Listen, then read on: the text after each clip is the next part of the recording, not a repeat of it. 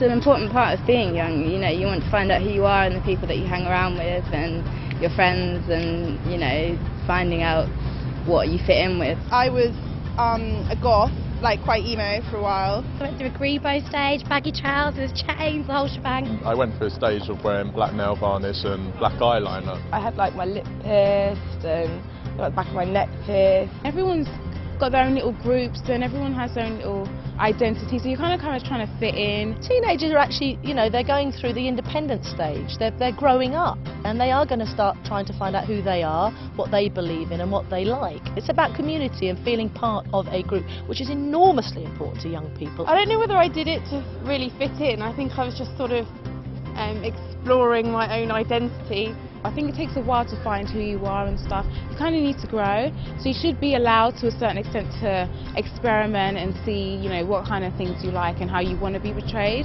They have very fragile self-esteem in the teenage years. They're becoming very self-conscious, very aware of their bodies. So it's very important not to tease unkindly.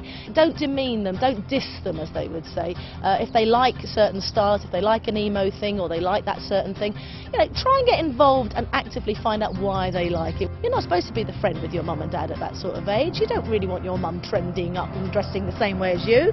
You want them to be a parent. So accept that and be confident with that. That's your role.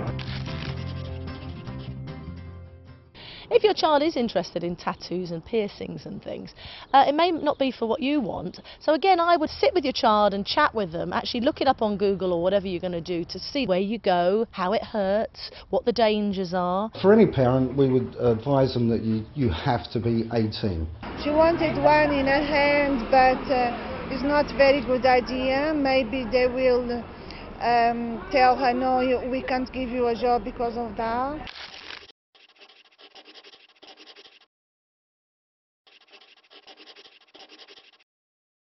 If we're talking about teenagers, they're going to be wearing that tattoo for a very, very long time. There are risks that, you know, that can happen, like bad things can happen to your tattoo and stuff.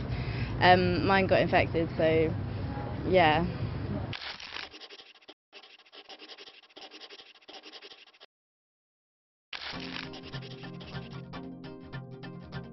One of the things to think of if you're planning on getting pierced is to find a really reputable piercing studio.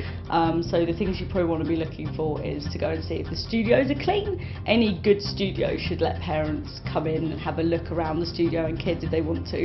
I think my mum's just kind of got used to it. She doesn't like when I got these on, she didn't like it. I think it's very important to take the long-term view. Yes, it's important to get on with them now, but see the bigger picture to your parenting. Where are you trying to guide them and help them?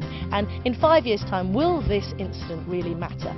If not, well then be flexible and let some of it go. They always say, oh, it's a phase, she'll get through the other end, it'll be fine. I think I was hopefully wasn't too peer pressured into looking a certain way, but yeah, you're affected by what your friends are wearing. If you're being influenced in a negative way by negative people and it gets to a harmful stage, like, I don't know, you're starving yourself or you do anything to look a certain way, I think that's when it gets a bit too much. They want to be liked by their peers. It's very, very important, almost more than their family at that time.